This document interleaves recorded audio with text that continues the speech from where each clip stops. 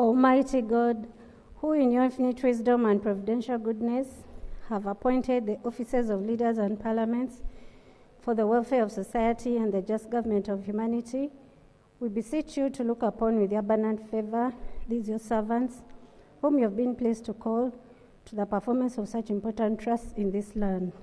Let your blessing descend upon them here assembled, and grant that they may, as in your presence, treat and consider all matters that shall come under their deliberation in so just and faithful a manner as to promote your honor and glory, and to advance the good of those whose interests you've committed to their charge.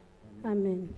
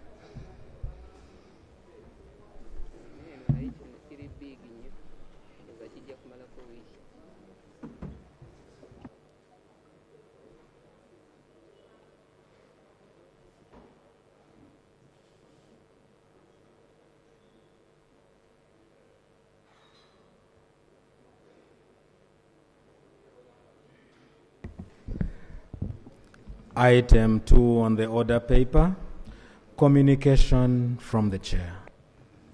Honorable members, I want to welcome you to this afternoon sitting. I also want to welcome our guests in the VIP lounge this afternoon. That is His Excellency Archbishop Luigi Bianco, the Apostolic Nuncio to Uganda. You're most welcome.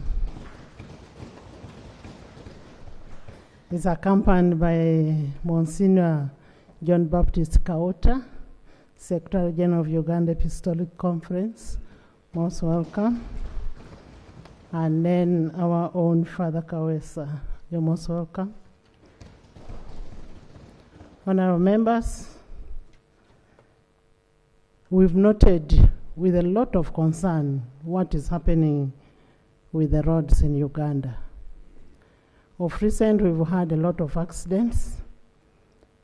The worst one that we had was this recent one of one of the business young men, Rajiv, that happened on Kampala Express Highway. The contractors have been given work. The contractors put blocks on the road without any sign that there's a blockage on the road. They remove at leisure and put at leisure. There's been a problem, and the fact that we rationalized UNRWA, we thought would really have some kind of efficiency in works. To our disappointment, things have continued worsening every day. When you look at this road to Mitiana, the road to Karuma, within a town here, so many accidents are happening. The potholes can even swallow a whole car because they are not being maintained. So I don't know whether it was a good idea to rationalize UNRWA in the name of efficiency. We allocated money. There was money we put in works, which money was out of rationalization, but this money has not been put to use. And because this money has not been put to use, there is a claim that the money has not been released. Yet on 17th April, the House passed a resolution to reallocate a budget for the works that were pending from works. And that was out of RAPEX. And this money was sent to works. Now we want a report from Minister of Works on what is happening on the on the roads, especially around Kampala, on the accident that happened on Kampala Express Highway, and on how they are handling the contractors that are working on those roads. That report should be able to come to the House tomorrow. We cannot continue losing people day in, day out, and yet we have a whole ministry responsible for works. Honorable members, you recall on 21st Monday, April, we lost the Roman Catholic Pope, Pope Francis. This marked the end of the Pope's 12 years reign. At that time, the House was not in session, and as such, we could not pay tribute to the Holy Pope, and that's why today you're able to see a team here formally for us to pay our tribute, a motion of tribute in honor of the Holy Pope. In the meantime, I want to request that we all rise and observe a moment of silence for the loss of the Holy Pope, the loss of Rajiv Ruperia, and all the Ugandans that have lost their life.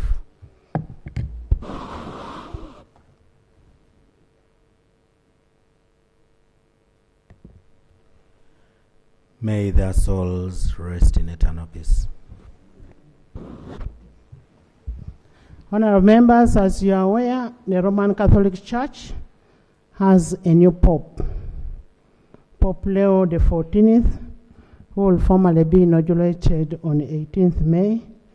We join the global community and all the people of goodwill to congratulate Pope Leo XIV upon becoming the Pope of the Catholic Church and his purpose, and pray for him to have an impactful legacy, just like what Pope Francis did. Honorable members, you'll allow me to receive the corrigenda this afternoon from Minister of Finance. And you know the corrigenda forms part of the budgeting process. They want to make amendments, and we'll have to have it laid.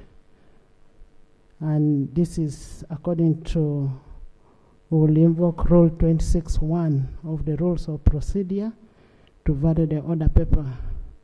I want to thank you once more for coming. Have good deliberations. Thank you. Elop.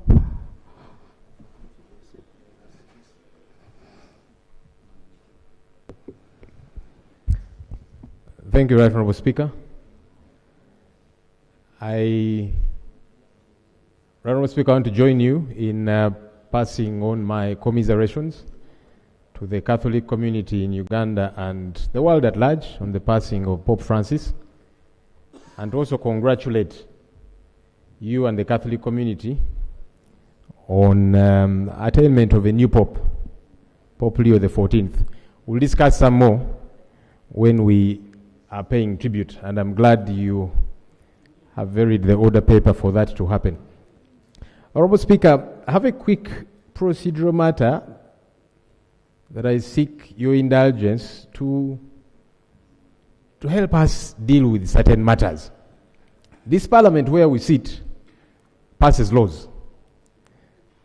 This parliament here, which you head, Right Honorable Speaker, we are pretty much the custodians of the Constitution, which was passed by Parliament, and the laws attendant to that. Honorable Speaker, Article 21 of that Constitution provides that nobody is above the law. We are all equal under the law. Article 28 of that same Constitution provides for a right to a speedy hearing before a court of competent jurisdiction when anybody is suspected to have committed any crime. My challenge, Right Honorable Speaker, is that continuously we see people in government offices operate as if they are above the law. And that is problematic. And this is a matter we have raised here, Right Honorable Speaker. You have made comments about it, but looks like it continues unabated. And for me, that bothers me. Right Honorable Speaker, on 27th of April, a gentleman called Edward Sebufu, many people know him as Eddie Mutwe, was abducted from Mukono where he had gone for a function, and he was missing for a couple of days. We went to file a matter before police. Police said we do not know him, and the spokesperson of Uganda Police Force said we don't know where this person is. A few days later, the Chief of Defense Forces of this country, one General Muhoozi Kainerugaba, spoke about this matter, saying, I have got this person.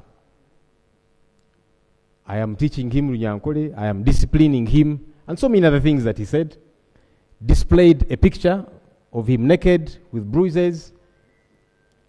Honorable Speaker, meanwhile we were continuously, together with the family of this man and lawyers, looking for where this person is. But somebody says, I've got him in my basement. 8 days later, he's produced at Masaka Court, something that we were happy about because all along we were saying, if he has committed any offense, produce him in a court of law. He was produced in court, limping, with bruises, and all of that. 8 days. Police, which should ideally have been holding him, and only for 48 days, did not know where this person was. The Uganda Human Rights Commission, which we applauded because for a very long time we have been asking, what is the Uganda Human Rights Commission doing? They released a statement saying, Chief of Defense Forces, General Muhoozi Kainerugaba, release this man because we know you have him. I guess because of that and a lot more other pressure, this man was freed. But my challenge, Right Honorable Speaker, is, and it's good the Minister for Justice and Constitutional Affairs is here, the Minister of State for Internal Affairs is here. Maybe government needs to help us understand. Are there some people for whom Article 21 of the Constitution, which says we are all equal under the law, that this one does not apply to some, that some people are above the law? And finally, Right Honorable Speaker, I'm on a point of procedure. Honorable Macho, who has been in Parliament for a bit longer, knows that procedure takes precedence. So I request him to kindly relax. As I finish my procedural matter, Right Honorable Speaker, this very government official was summoned by the Defense Committee of Parliament. Honorable Speaker, this House operates through committees. And you are custodian of these committees as our leader. And when this committee summoned the Chief of Defense Forces, he said, I will not appear before those clowns. Members of Parliament, these ones whom you lead, Right Honorable Speaker, were called clowns. And the clowns, as he called them, decided to leave the man alone out of fear. Because I had expected that that would be a very serious issue, which the committee would raise. Thank you. Even before yourself. Because I don't know, Right Honorable Speaker, if you lead clowns, and I don't know what that would make you if you are the leader of clowns. Right Honorable Speaker, we want to know, are there people who are above the law? Why does a government official who is paid from the consolidated fund continue to operate as if for him he is above the law and it is okay? It is not okay. And I would like to beseech you, Right Honorable Speaker, as our leader, that you take this matter up. It should not be okay. Thank you. Lob? Much you need a clarification? Yes, Madam Speaker. Yes. Madam Speaker, I first want the leader of opposition in Uganda to sit and settle when Macho is talking. Madam Speaker, the law has given good submission saying that there are people in this country who seems to be above the law. Madam Speaker, he makes me bring up a point of clarification whether he's talking the talk, because as I speak now, the leader of his political party, I want to know whether he's above the law by him giving statements that are instrumental to an extent that inciting public against his fellow MPs, like Honorable Sewanyana against Honorable Mpuga. You know, when things happen in NRF, okay, so I'm seeking clarification whether his leader of his party is above Honorable law members, that he gives his... honorable members, these are serious matters. Lob, sit. No. These are serious matters. Let's not bring politics into this. I'm glad, Right Honourable Speaker, you've ruled that he is being irrelevant by bringing politics Honorable to the members, political issue I raised. Thank you. Lob, one, I don't lead clowns. And nobody has ever told me that I lead clowns. This house is for honorable members of parliament. Two, when you say that the CDF was summoned, I did not see the summon. There is only one signature in this house, in this parliament. It is only the speaker who is supposed to sign. I don't see how a chairperson of a committee can start summoning anybody, leave alone CDF, anybody. There should be a process of an invitation. Listen, honorable members, much I will throw you out. Honorable members, there must be a procedure of inviting witnesses. But let's not deviate from the real issue. The real issue is the principle of fair hearing. The presumption of innocence. Over to Honorable Mao. The human rights issue. And I want to advise you members, when you invite these witnesses, you are inviting an office. An office is not MK. There was a deputy CDF, I saw it on social media. You cannot start attaching a single person to this. It is an office. Like you find, if there is a house here, the deputy speaker is chairing. It doesn't have to be me. Honorable Mao, the issue of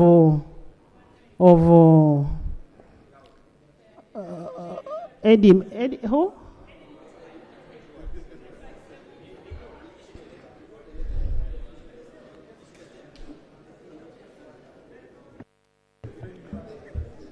Madam Speaker, we are over 45 million Ugandans, and every day there are many infractions against the law. People are being killed, people are being robbed. It doesn't mean those who break the law are above the law. Thank you very much. Thank you. Honorable members, the court process is ongoing. The court process is ongoing. What we require to do is to make sure that we expedite the process. You sit, members, sit. Honorable members, I did not introduce Father Frederick to Singwire, the Parliament Court Chaplain. Father, you're welcome. Thank you. Thank you so much for coming. Yes. Right, Honourable Speaker, I want to appreciate the Minister for Justice and Constitutional Affairs for stating it very unequivocally that no one is above the law. And I want to appreciate him because he released a statement in regard to this particular matter, condemning the abduction and the torture of this person called Edward Sebufu.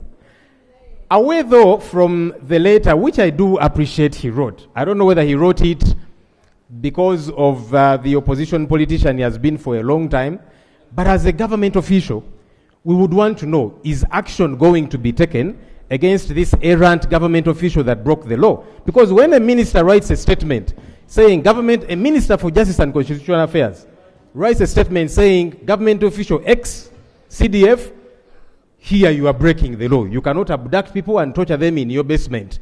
Release them. That's a government minister writing that.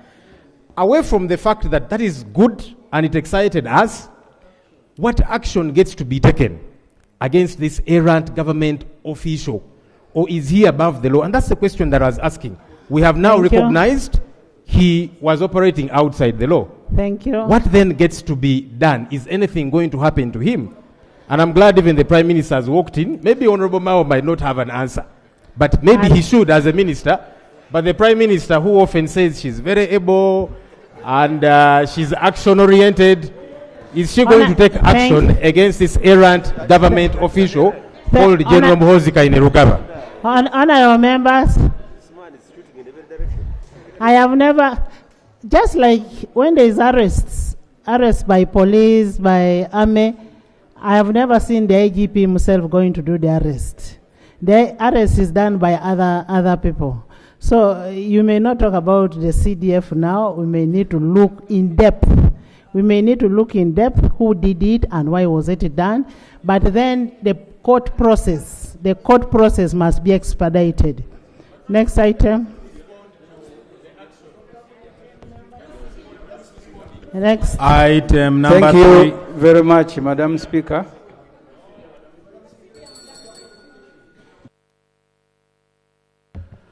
Item number 3 on the order paper.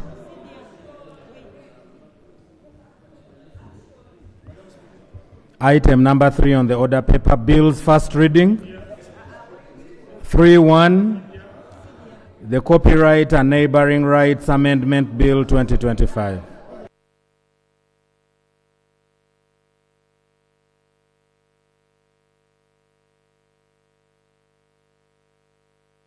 Thank you. Honorable members, we've been having this bill for long, and I want to congratulate Honorable Kiaga, who introduced this bill.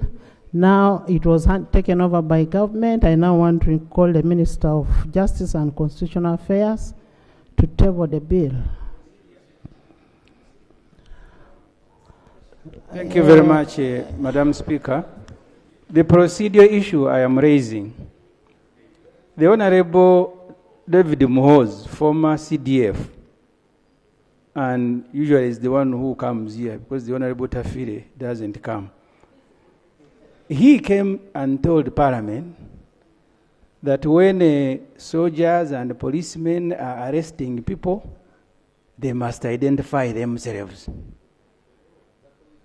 General Mohoz Kainerugaba, he said, I disagree with that minister. When I raised the issues here of deploying soldiers in South Sudan, and Parliament asked the Minister for Defense to explain, immediately the spokesperson of UPDF dismissed him. He said that one represents us only in Parliament.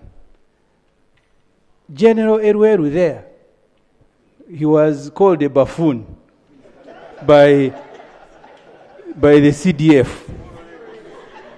One by one. What is the procedural matter? I am raising it if you allow me background.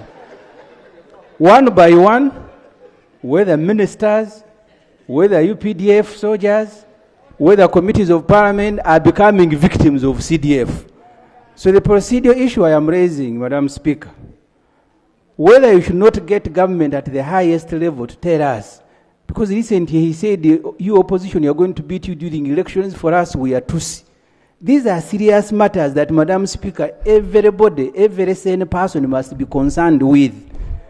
They are not matters that can just be ruled and we continue. I mean, I don't know, Erweru is about to run away. I don't know whether David Moore sits in his office comfortably. The Minister of Defense the other day was here. So we are all have become victims of this one man called Mohoz Kainerugaba. This Parliament must find a solution. At least for me, I'm not a victim. Because honorable members, what we need to look at, where does that information come from? On social media, anybody can post anything, anytime. Next item. Honorable members, you're going to drag, this order paper is long. Yeah, I'm going to give you after he has laid it. On him, eh? Okay. He has something on it.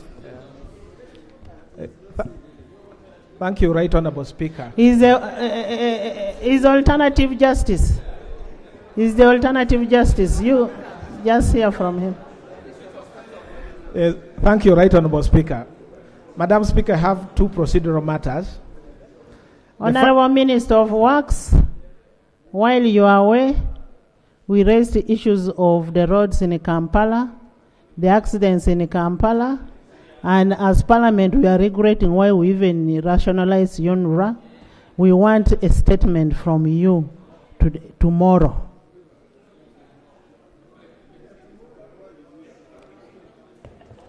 We want a statement tomorrow. It will come. It will come, Mama. Okay. Madam Speaker, I have two procedural matters. The first one regards the application of our rules of procedure. I have seen in circulation and a gazette saying that we have new rules of procedure which are not accessible by members. I don't have a copy, and I don't know whether this parliament is now proceeding under the old rules or the new rules so that we are guided properly in processing the business. The second procedural matter is that I don't remember the day, but we had asked that the regulation, the new regulation by statutory instrument, I think, called the UPDF establishment. And there was a commitment from the Attorney General that that copy would be brought here, because it is the one that operationalizes the UPDF Act, and it gives potentially the CDF some powers. If Parliament, which made the law, cannot follow on that establishment to see where the powers begin and end, it may be difficult. Some of the questions asked by members here may be in that regulation. Can we get commitment, and that Thank you. comes here so that we can examine whether the CDF and how the army is being managed now is in order, or there is something Parliament can do to change that law. Thank you, Madam Speaker. Thank you. The issue of the rules should be, the rules will be distributed, the new rules that have been gazetted.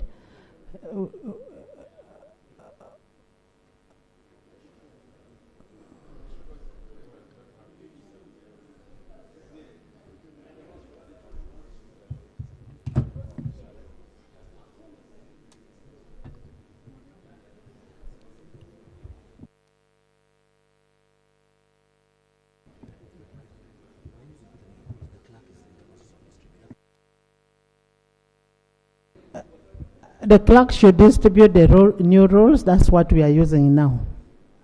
The new rules should be distributed. AJ, on the issue of CDF. Thank you, Right Honorable UPDF. Speaker. The UPDF is run in accordance with the UPDF Act. The establishment of UPDF is an administrative instrument which is used by the UPDF in setting up their structures internally. But all the powers are granted under the UPDF Act. That's where you should look. Thank you. Madam Speaker, that instrument. He has only spoken English, which you've not understood. So you would have asked him maybe to speak in Luganda. Yes? Madam Speaker, you know I don't speak Luganda. Are you addressing me? I'm responding to him. Yeah, you make it clear to the person, because To the person asking, what has he said? Thank you. I mean. Thank you, Madam Speaker. So the issue I am raising is that that instrument was made pursuant to a provision of the UPDF Act. It is a statutory instrument. And by law, if you read that act, it's supposed to be laid here, so that Parliament can interrogate whether it does not contravene the spirit of the act. That's all I am asking. Okay. Yeah. AJ? Well, I think I don't know it. I'm going to go and look for it, but I don't know it. Thank you. Honorable Mao. Honorable Mao. Let Mao first lay his. Madam Speaker, there are some members who are above the law here, obviously, as I've seen. You can call someone to the floor, then they interrupt and say whatever they want. Can you So lay I'm also your calling bill? for rule of law in Parliament. Madam Speaker and honorable members, I beg to move that the bill entitled the Copyright and Neighboring Rights Amendment Bill 2025 be read for the first time. I also beg to lay a copy of the bill and a certificate of financial implications. I beg to move, Madam Speaker. Thank you. Pursuant to Rule 129, Rule 1, Sub-Rule 1 of the Rules of Procedure, the bill stands referred to the Committee of Legal and Parliamentary Affairs, and Rule 129(2) applies. Item 3.2, the Uganda People's Defense Can Forces. I have these bills laid, then you bring your procedural matters? Item 3.2, the Uganda People's Defense Forces Amendment Bill 2025. Honorable Minister.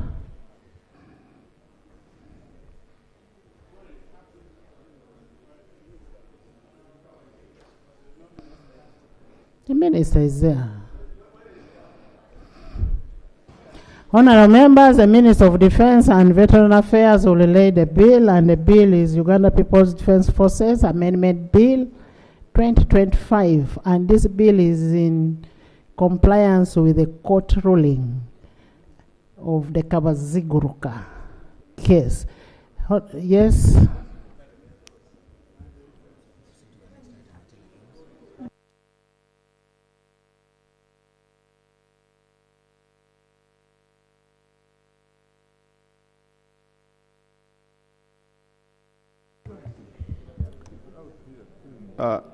Madam Speaker and honorable colleagues, I beg to lay the bill entitled Uganda People's Defense Forces Amendment Bill 2025 for the first reading.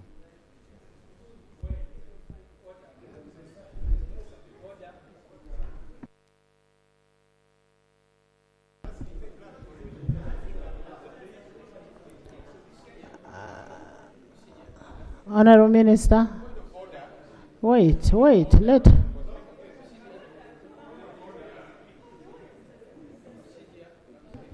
Honorable Speaker, you have even told us that we have got new rules in this House because the intention is to see that we streamline and get orderly. There is a way we ought to operate. The Minister of State for Trade, the Honorable David Bahati, has come here and he has told us that he begs to lay a copy of I do not know what. Honorable Speaker, that's not the way procedurally bills are read for the first time. The Prime Minister is here. Madam Prime Minister, why don't you organize your cabinet? Because even Honorable Bahati has just been ambushed. If your Minister for Defense is not present, you say you are always in charge. Why don't you take charge? And the reason I'm insisting on this, Honorable Speaker, is because we have seen a certain draft making circulation. We want to be sure what is being laid. The one making circulation, according to what we have read, actually contravenes Article 92. Oh, I'm on point of order. Prime Minister, calm down. I'm on point of order. Just relax. The draft that we have seen making circulation, Right Honorable Speaker, contravenes Article 92, which says you cannot pass a law to upset a decision of court, because the Supreme Court said civilians have no jurisdiction under military courts. That's the one we are saying. We'll debate what is being laid here. We need to know. We'll debate the bill when it comes. Let it be laid. Can you get the certificate and lay on table?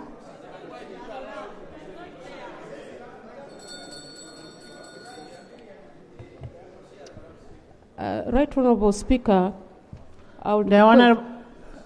Right Honorable Speaker, I'm requesting that the second thing on the agenda should be read within a minute. The document is there.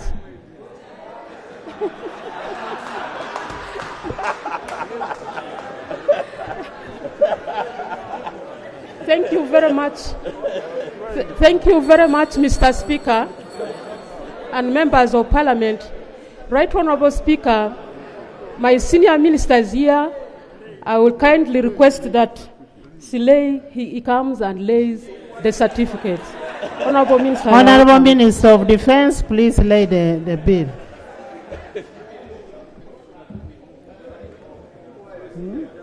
I take the pleasure to lay the copy of the certificate of financial implication.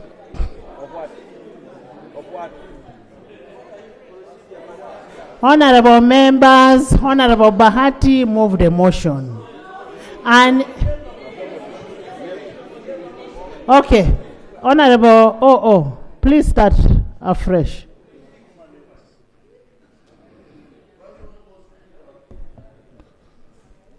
In accordance with Rule 134 of the Rules of Procedure of Parliament of Uganda, I beg to move that the bill Honorable members. Yes.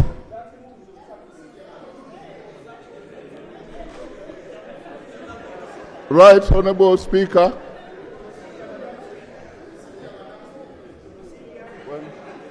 Where's the old?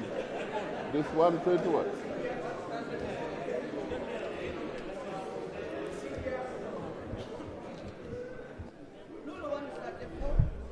Honorable members, Rule 134 is on the first reading of the bill. If you don't know how to read, go ahead.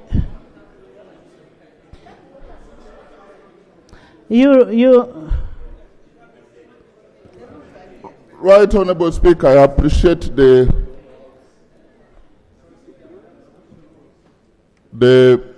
House, the guidance I'm getting from you. I beg to move that the bill entitled the Uganda People's Defense Forces Amendment Bill 2025 be read for the first time. Thank you. And I want to attach a copy of the Certificate of Financial Implication in accordance with Section 76 of the Public Finance Management Act 2015 as amended, and Rule 124 of the Rules of Procedure of Parliament of Uganda, and I lay the same certificate for Uganda People's Defense Forces Amendment Bill 2025. Thank you. Pursuant to Rule 129(1) of the Rules of Procedure, the bill stands referred to Committee of Defense and Internal Affairs and the Committee of Legal and Parliamentary, and in furtherance to Rule 200, Sub-Rule 3 of Rules of Parliament, the Chairperson of Legal and Parliamentary Affairs is hereby designated to chair the joint committee. He will be deputized by the Committee of Defense and Internal Affairs. Honorable Nambose, we are not in a market. Can we people move correctly? Given that this bill is straightforward, and I am not going to allow people to come and do politics here. Given that the bill is straightforward, honorable members, I expect the committee to handle this and should be resolved before the end of the fourth session. So I expect the bill back soon. Next item. Item 4 on the order paper. Allow me to first leave that item and we go to the tribute. Can we first have the tribute paid? Item 7 on the order paper. Motion for a resolution of Parliament to pay tribute to His Holiness the late Pope Francis, the Supreme Pontiff of the Catholic Church and Sovereign of the State of the Vatican City, for his selfless and dedicated service to the Catholic Church and humanity. You may be aware the Pope Francis died on Easter Monday.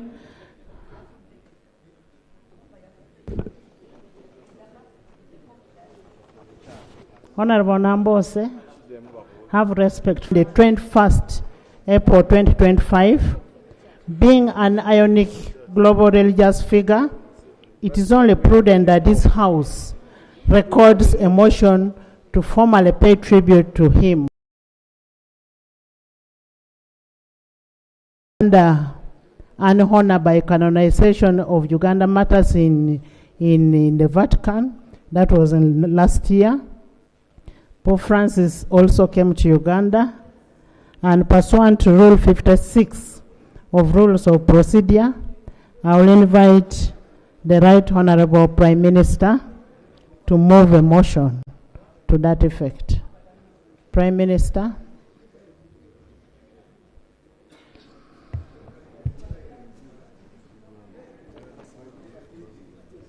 Right Honorable Speaker and Honorable Members, I move under Rule 58 of our new Rules of Procedure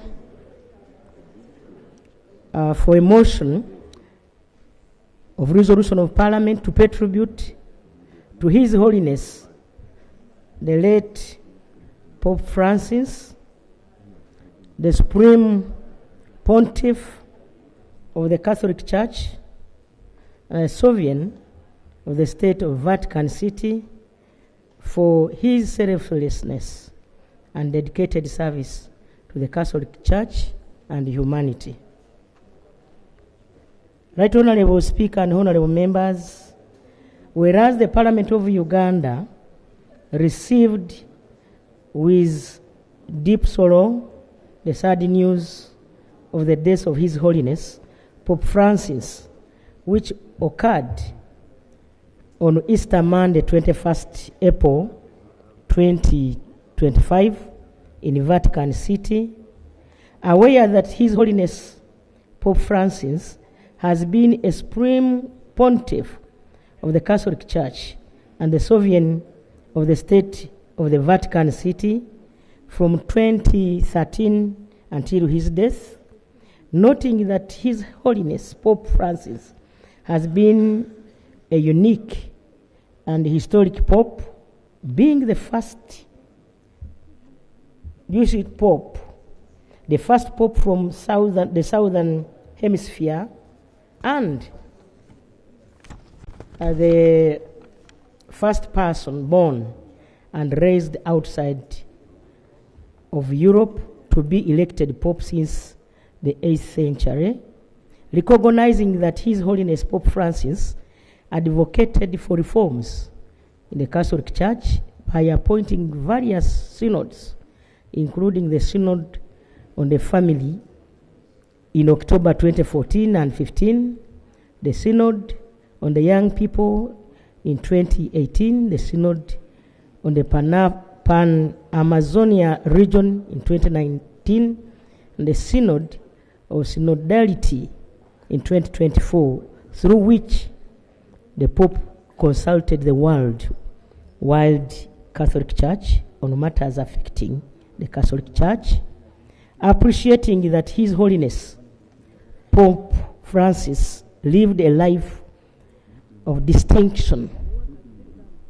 exalted, unique compassion and kindness, exhibited charity, selflessness, humility, and wisdom, and led a humble life free from any trampling of power, and gave up most of the privileges attached to the papacy.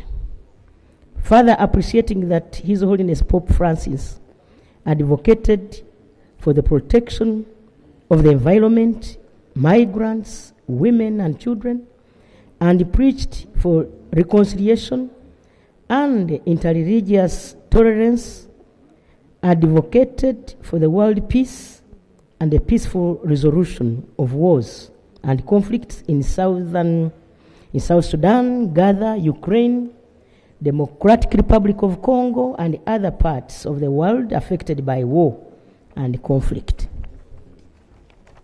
Right Honorable Speaker and honorable members, cognizant that His Holiness Pope Francis visited Uganda in November 2015 to commemorate the 50th anniversary of the canonization of the Uganda Martyrs, during which visit Pope Francis preached reconciliation, unity, peace, harmony, and urged leaders to work for the common good of the people.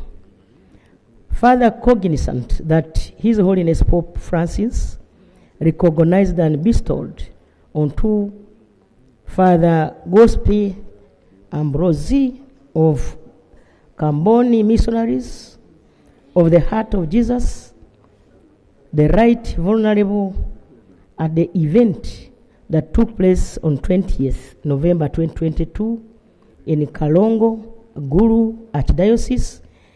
Now, therefore, be it resolved that Parliament collectively conveys its deep condolences to the Catholic Church and the people of Uganda for the loss of His Holiness Pope Francis. Number 2, Parliament takes cognizance of the distinguished, selfless, and dedicated service of His Holiness Pope Francis for the Catholic Church and humanity. The Honorable Speaker and honorable members, I beg. Thank you, thank you. Is the motion seconded? Seconded by by the whole house, leader of opposition, by the whole house. Thank you so much. Thank you. Madam Right Honorable Speaker, the Prime Minister, can you speak to your motion? Just fine? Yes. Right Honorable Speaker, I am not opposed to the motion, but I just wanted us to reorganize our records. My brother, the Attorney General, stood up in support, and yet is not a voting member of the House. I just wanted he was walking out. I just wanted you to. That's to why I only mentioned the leader of opposition. But Attorney General was walking out. That's a light moment. Now that it is expunged, I'm comfortable. That is a light moment. Prime Minister, can you?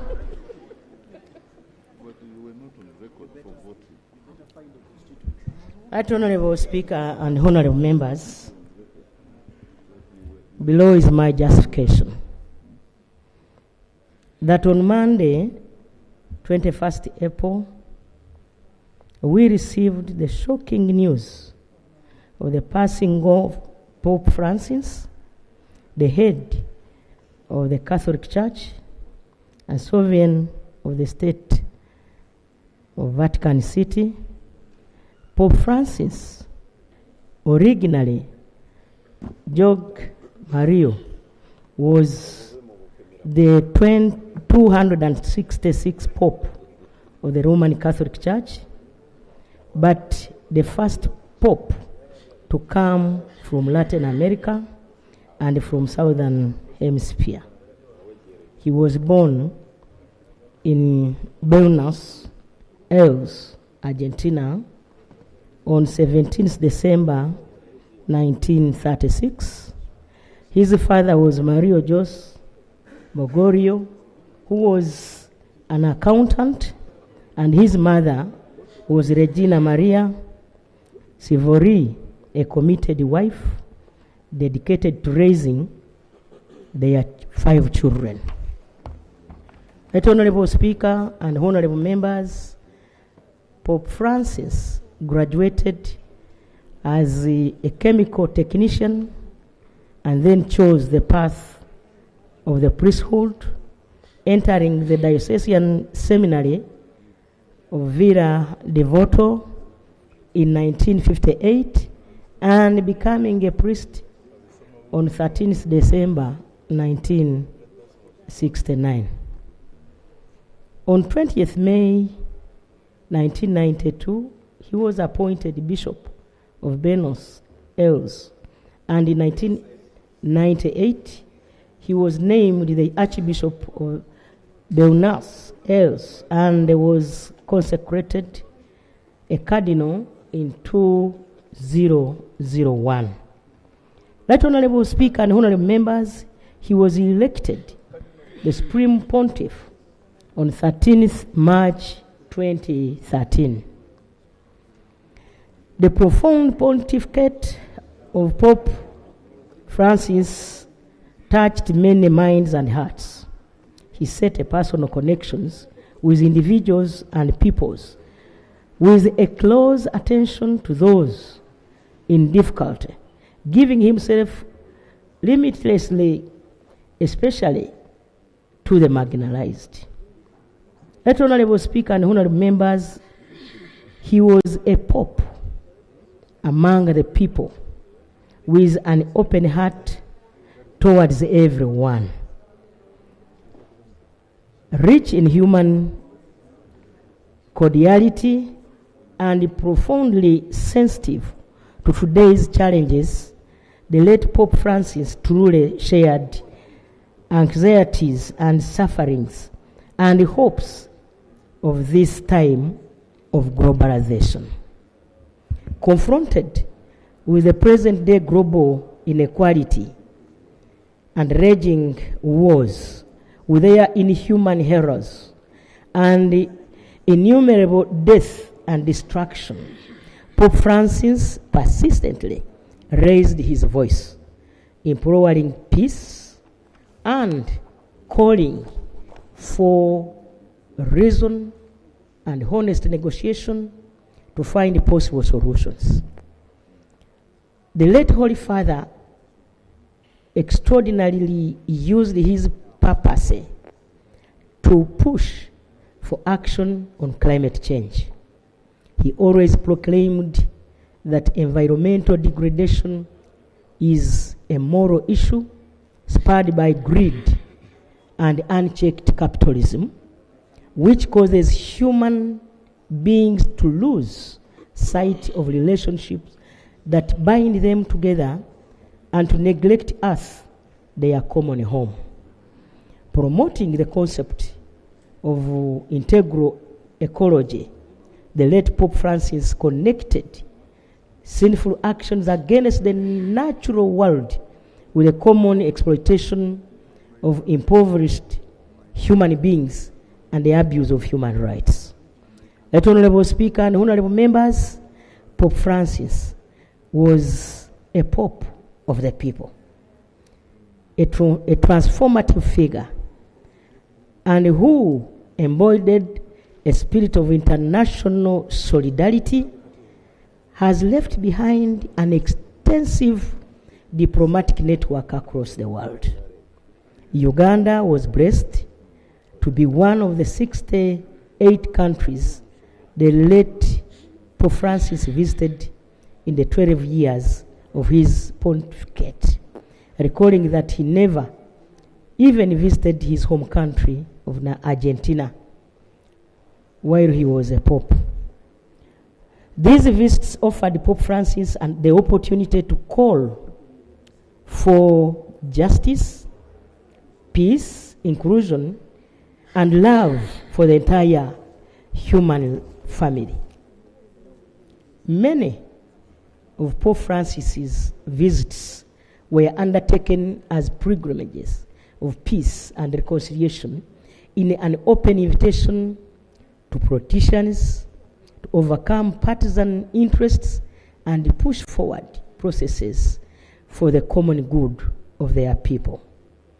Right Honorable Speaker and Honorable Members, particularly while he was in Uganda in November 2015 to celebrate with us the Diamond Jubilee of canonization of the Uganda matters, Pope Francis encouraged us to reach out to those in need, to cooperate with others for the common good, and to build a more just society which promotes human dignity, defends God's gift of life, and protects the wonders of nature.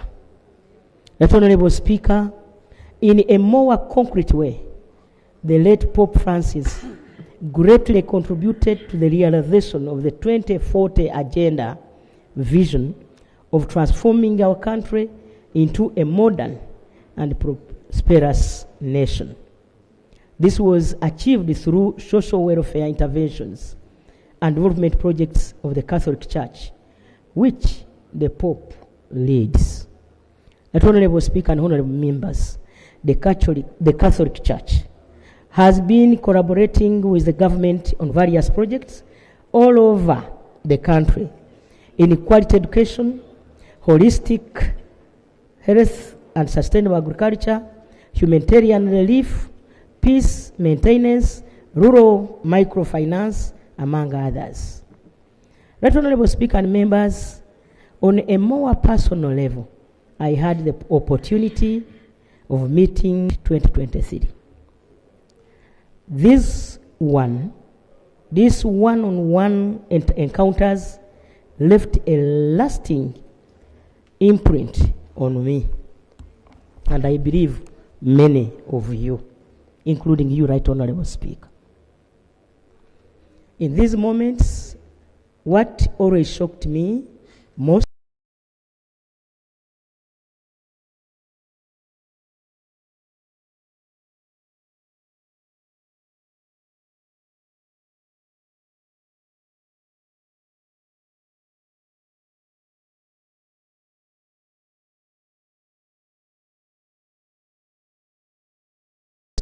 of hosting refugees on the complex subject and the grave question of family planning.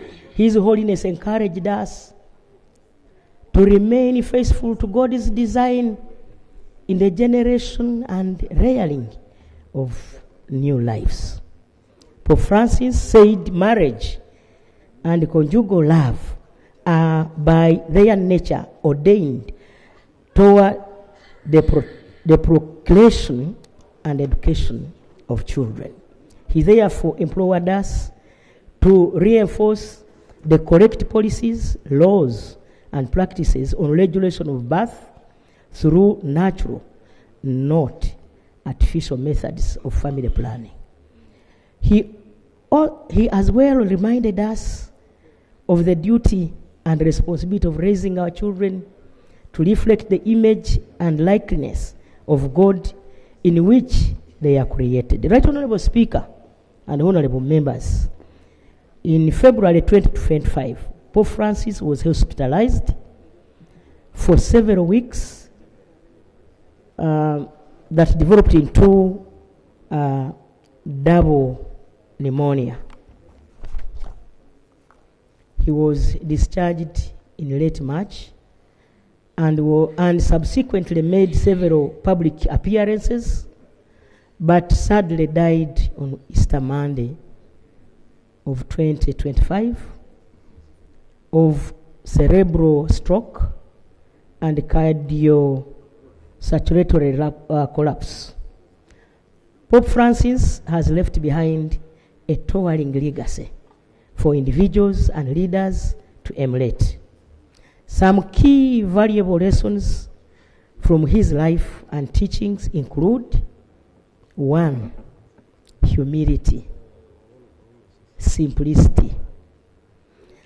Pope Francis emphasized the importance of humility and simplicity in leadership, encouraging leaders to act with humility and avoid seeking to elevate themselves above others. On compassion and empathy, he demonstrated genuine care and undertaking for individuals from all walks of life, fostering trust and connections with others. He was always on the side of the discarded, of those no one looked upon. On social justice and advocacy, Pope Francis championed the poverty alleviation, environmental stewardship, and human rights, urging world leaders to prioritize the poor and the vulnerable. On inclusivity and unity, he sought to break down barriers and promote unity, highlighting common values and shared humanity. On selflessness, on sacrifice and servant leadership, the Pope Francis emphasized the importance of self-sacrifice and a humble service in a good leadership, asking leaders to act with humility and respect towards others. On forgiveness, Right Honorable Speaker and members, and reconciliation, he advocated for forgiveness and reconciliation as tools for healing and peace building. Right Honorable Speaker, on environmental stewardship, Pope Francis highlighted the need to address climate change and promote sustainable practices. Right Honorable Speaker and honorable colleagues, I would like to thank the Honorable Speaker for according this remarkable and admirable leader a special recognition in his honor through the consideration of this motion before the House today. That Honorable Speaker, as I end, I want to thank you and your delegation for having attended the burial of the Holy Father.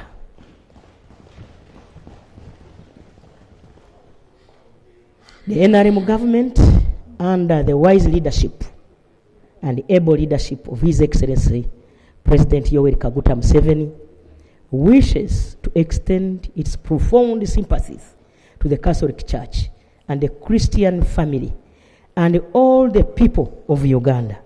May the Almighty God grant his soul eternal rest.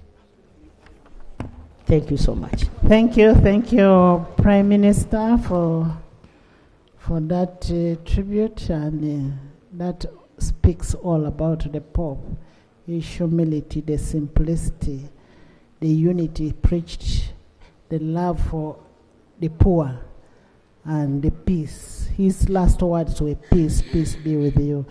A leader of opposition. Leader of opposition will second the motion, and we will have an independent. Then, Honorable Speaker and honorable colleagues, I rise to second the motion and to pay tribute to Pope Francis, an exemplary religious leader who significantly contributed to the reshaping of the global moral compass. His legacy will be remembered not only within the Catholic Church, but also around the world by those who cherish truth, justice, and the inherent dignity of every human being. Pope Francis was more than a religious leader. He was a voice of reason and compassion in a world increasingly torn by division, inequality, and greed. He championed social justice, urged governments to prioritize the poor, and advocated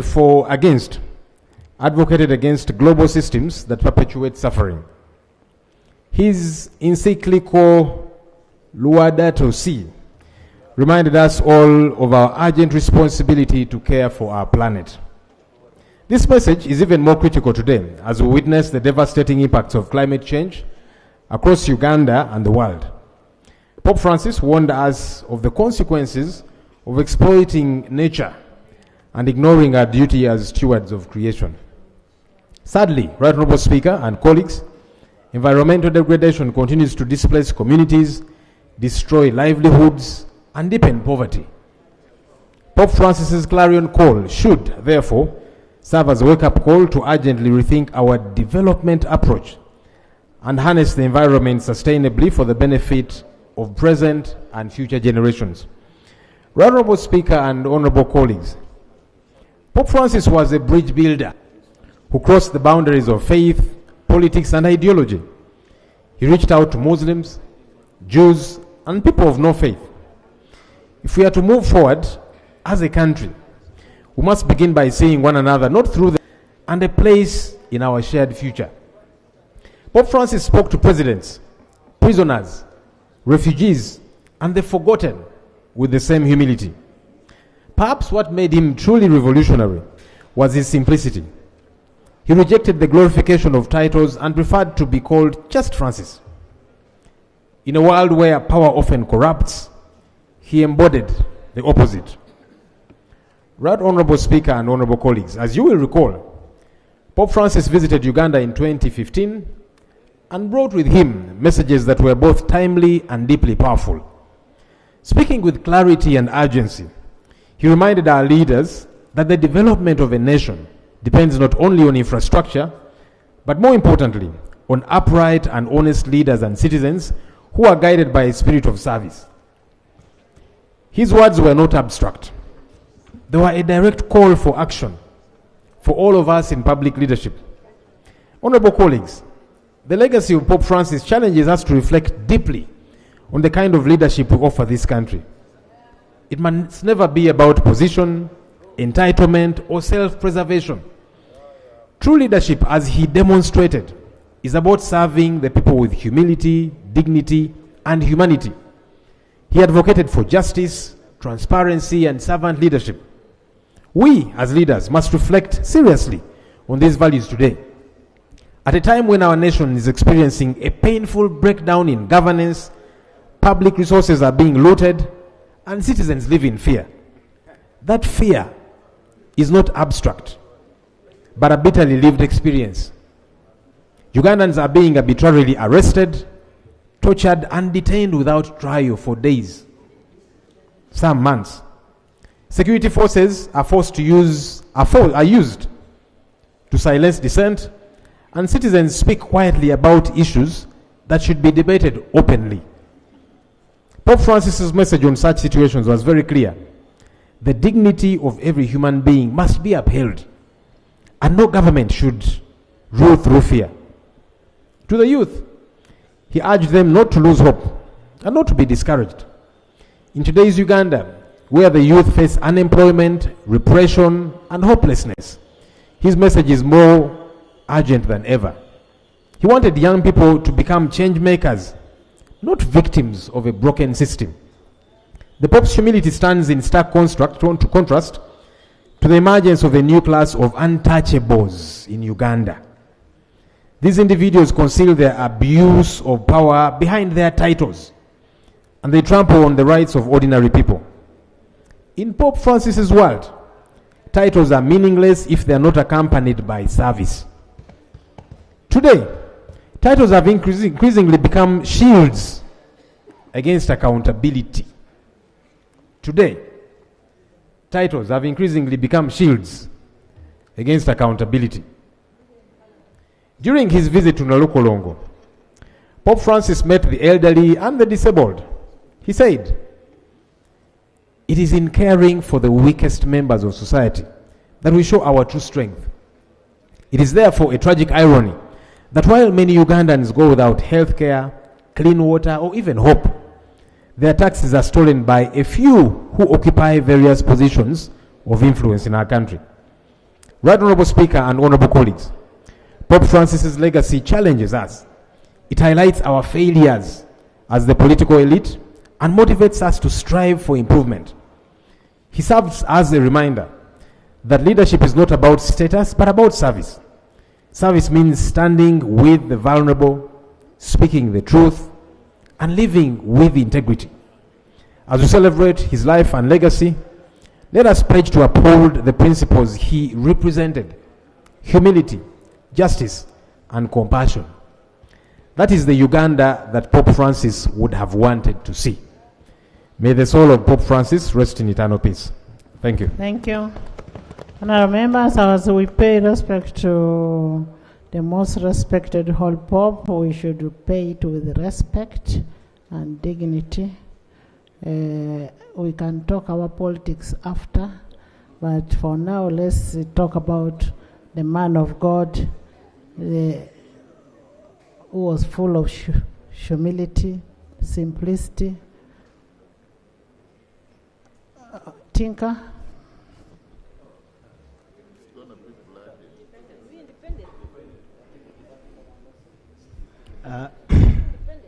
I want to thank you so much, Right Honourable Speaker, to thank the Right Honourable Prime Minister, the Right Honourable Leader of Opposition, for the good submissions about the late, our Holy Father, Francis. Today, Parliament, I want to really thank you so much for giving us a crying hand, shoulder, particularly the Catholic Church, for losing our Holy Father. For us, we move in strength that we got a new Holy Father when we saw the smoke, but for this purpose, the white smoke, for this purpose, I want to state that the Holy Father that I met, I will greatly miss him. When we went to see him last year, when you move in the first gate, you are meeting a serious head of state. When you go to the second gate, you start seeing simplicity. Third gate, you start seeing a man who is trusting in the total protection of God. Then the fourth gate, you see joy and peace prevailing in the environment where he meets his subjects, all the people that he meets. I was very excited to receive his blessing. I was very excited to kiss his ring and to accept. I was very, very excited that at the age of 53, as a Catholic, that's when I was able to meet him, to at least touch the hands of the Pope. It's incredible, but we want to say this leader that we met had special attributes in the world. For instance, I remember there is a time he spoke about blessing the homosexuals. A tirade of attack went against him, including the church, the people he was leading, cardinals, bishops writing letters. But he said, even when I have authority to excommunicate anyone who disagrees with me, I will not call forth against that. You see a leader who understood his responsibility as handed over to him from the reign of St. Peter, the apostle of Jesus, the first pope. And he recognized that he was merely the 266th pope of the world, of the Catholic Church. I was very excited. In one of his doings as a pope, he allowed single mothers who would want to return to receiving the Holy Communion to undertake the rituals in return to receiving the Holy Communion.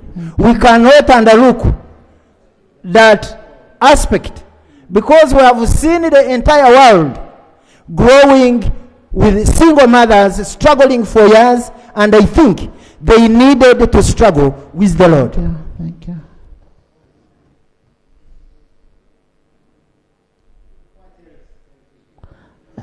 Lucy, what else would I say? I pray that we who had that personal touch with him shall slowly stand the loss and move with the strength of the blessings that we received from him. May the Lord have mercy on his dear servant Francis and receive him on his right hand side. thank you, Honorable Lucy, Honorable Musasizi. Thank you Yes, so I'll much. give all of you, including Aisha. Thank you so much, Madam Speaker, for giving us this opportunity. Let's reduce the time so that more members speak. To honor Pope Francis. I know the name Pope now is not there. Even on his grave, he just put simple mark of Francis. On behalf of the Catholic Chaplaincy, we continue to pray for Pope Francis, that he will rest in peace. Madam Speaker, I have had the rare opportunity to meet Pope Francis over 7 times.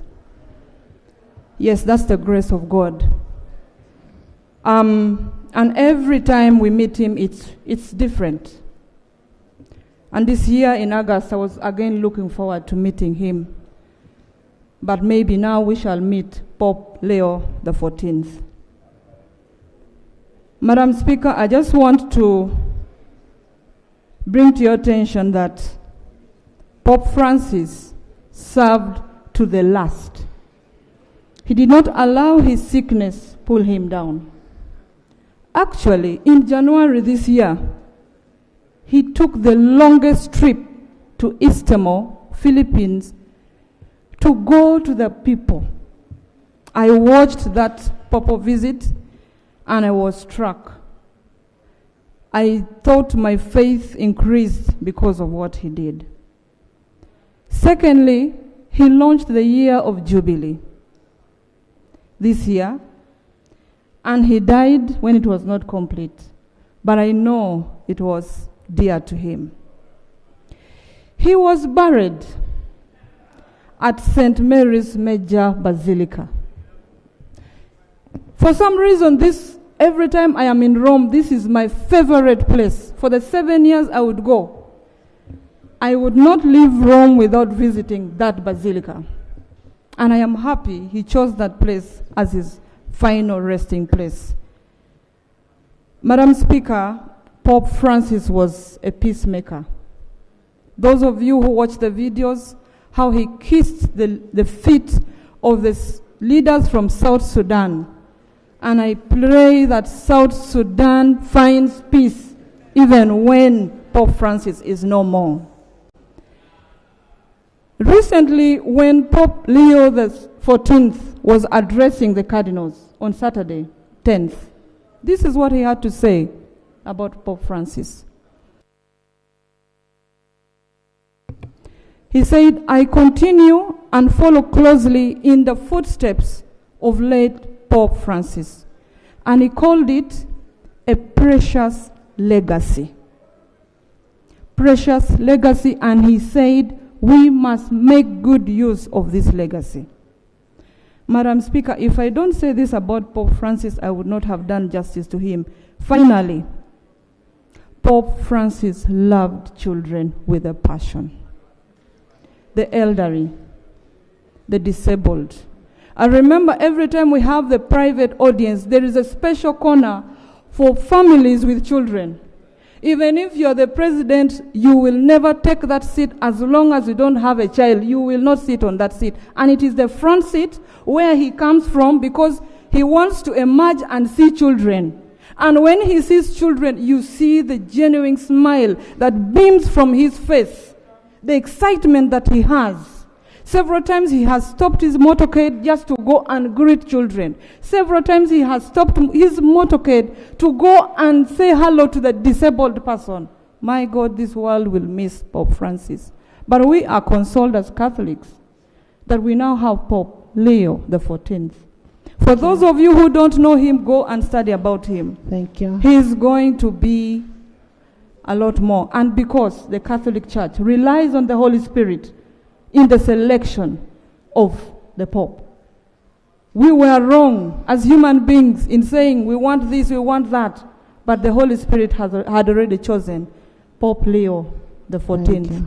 And he's taking over from Pope Leo XIII, who is the promoter of the Catholic social teaching. If you don't know, this is the best document you can read. Go and read. It has everything to do with human rights, justice, democracy. That was promoted by Pope Leo XIII.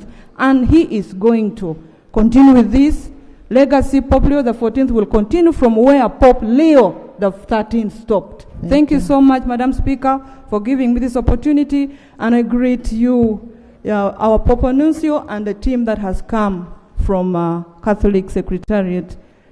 We continue to pray for Pope Francis to rest in peace. Thank you so much. Honorable Akelo is the Sacristan in Parliament. I want to introduce Father Rafael Romero Augustine, the Director of Divine Virtue Ashram Center, India. You're most welcome. We have Miss Alijo, the Retreat Coordinator. You're most welcome. We have Mr. Lioj, the Retreat Coordinator. Welcome. We have Miss Anne Makoa, also a Retreat Coordinator from Kenya. We have Miss Margaret Karuga, Coordinator from Kenya. We have Evelyn Arinaitre, Coordinator for Uganda. You're all most welcome, and they are here to listen to the motion when we are paying tribute for the Holy Father. Pardon? Honorable Musasizi.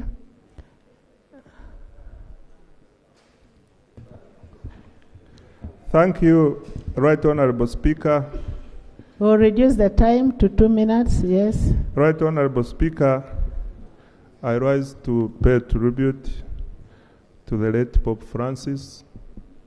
Madam Speaker, I first saw Pope Francis in 2015 when he visited Uganda, and I want to thank him. He came with blessings of the construction of Namugongo. It is now a beautiful place for the pilgrimage, where I am privileged to have seen my mother for the last 11 years. She has been a walking pilgrim from Kawale Diocese. Madam Speaker, I also had an opportunity to meet Pope Francis on 24th of August 2024. I was part of the delegation which you led and had a private audience with the Pope. Not only a private audience, but also the discussions we had, especially on the peace and justice, were quite immense, and we thank him for that. I also had an opportunity to attend the burial of the Pope Francis. What do I pick from this? Simplicity and humility. Even in death, what he prayed for was that his burial be a simple burial. It was the first time I saw a burial where the whole world is in attendance, but everything is done in a simple way. Madam Speaker, I pray that God continues to grant eternal rest to the late Pope Francis. Thank you, thank you. Pope Francis was very passionate about Uganda because of the Uganda matters, and that's why we had a canonization of Uganda matters in the Vatican. Gweri, Ariko.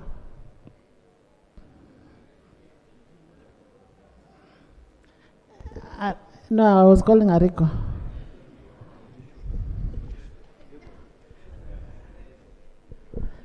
Madam Speaker, I would like to thank you so very much for the opportunity.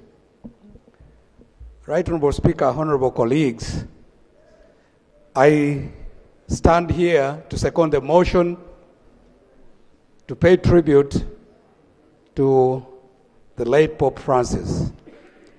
Madam Speaker, I come from the Holy Family Parish in Soroti Catholic Diocese that is located in Gweri. Madam Speaker, Pope Francis was the first Jesuit priest to be Pope. He was the first Latin American, but he was also the first Pope that had been born and raised outside Europe since the 8th century when we had Pope Gregory III. Madam Speaker, when we talk about Pope Francis, we talk about a Holy Father whose leadership of the Catholic Church was characterized by humility, simplicity, and a break with the tradition of having church leaders at that senior level detached from the flock that they lead. I personally had the privilege of meeting Pope Francis for 5 times when we traveled to the Vatican. Madam Speaker, because of his Jesuit background, 1 second. Give him a minute. Madam Speaker, Pope Francis chose to lead a simple life. He resided at the Dom Sancte Martha guest house rather than living in the papal apartments in the Apostolic Palace. That exemplified his desire to remain simple and to show the world that even as you are a great leader, you can still lead a life that touches many people in a simple way. He wore simple vestments rather than the ornamented ones. Pope Francis was also at the center of ensuring full restoration of diplomatic ties between Cuba and the USA. He was instrumental in ensuring that the Chinese Communist Party had its influence in the appointment of bishops regulated so that they no longer dictated who was appointed bishop. As you know, these are tenets of a person who is able to negotiate and bring persons closer into a sense of peace and reconciliation. Thank you. Madam Speaker. Honorable Segona, Honorable Bahati. The altar boy will come last. Honorable Speaker, thank you very much for this opportunity, and I want to join colleagues in celebrating the life of the Pope. I want to thank the Prime Minister for bringing this motion, and I want to support her with all my heart. For the record, I am Anglican, and on behalf of the Anglican chaplaincy and my colleagues, I want to join you in paying deep tribute to His Holiness the Pope Francis, who was a global moral compass, the person who would all look at, emulate, study, and have some take-homes. Pope Francis has been described as humble. Even when I wanted to disagree with the Prime Minister that he told her that President Museveni was ruling Uganda very well, with his humility, I am tempted to think it happened. Even when we belong to different denominations, you would look at the Pope and take lessons. He was not self-imposing. One of the causes of the dangers that we experience today is having self-imposing persons, even when they are not as big as they think. I believe if Pope Francis was not here, he would not allow Mukajanga to kill the martyrs. He would not allow my brother Jacob Oboth to bring the bill he has brought today. He would not allow self-imposition.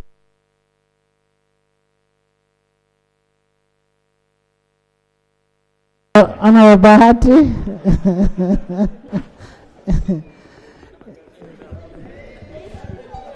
Thank you, Madam Speaker. I want to thank you for the opportunity to pay tribute to Pope Francis, a man of God who guided the world for the years that he was a pope. The Bible says that we shall know them by their fruits. And I'm sure that the works of Pope Francis produced good fruits in his time. He was a firm leader who never feared anybody. I want to quote two examples. In the recent times in the war of Ukraine and Russia, he was courageous to stand up and tell the Ukrainian president that it's time to raise a white flag and negotiate. In the elections of the US, he was able to stand up and tell the Americans that you are choosing between two evils, the one against migrants and another one against life. So we want to celebrate his life and want to congratulate the Vatican for choosing and give us a new Pope who will build on the works of St. Francis. At the end of the day, Pope Francis was a holy man who worked so hard to enter heaven. I hope that through his works and belief, all of us will follow his footsteps to working hard to one day to enter heaven. I you. thank you. Thank you. Pope Francis indeed was known by his works. Press affairs. Honorable Mpuga. Thank you very much, Right Honorable Speaker. I rise to support this motion to pay tribute to Pope Francis, who was not just a pope for the Catholics, but a shepherd to all humanity. Pope Francis had the rare and unique ability to touch all people in different ways. Perhaps it was because of his love for the earth. The leader of opposition mentioned here a document called the Laudato Si, a very important document about our care for our common home, which is the earth.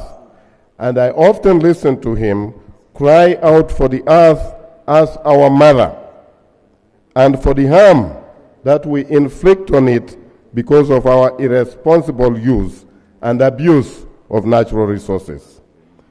He saw the earth as an environment for our sustenance, but which, because of our greed, we turned into something that we used for our immediate satisfaction and interests.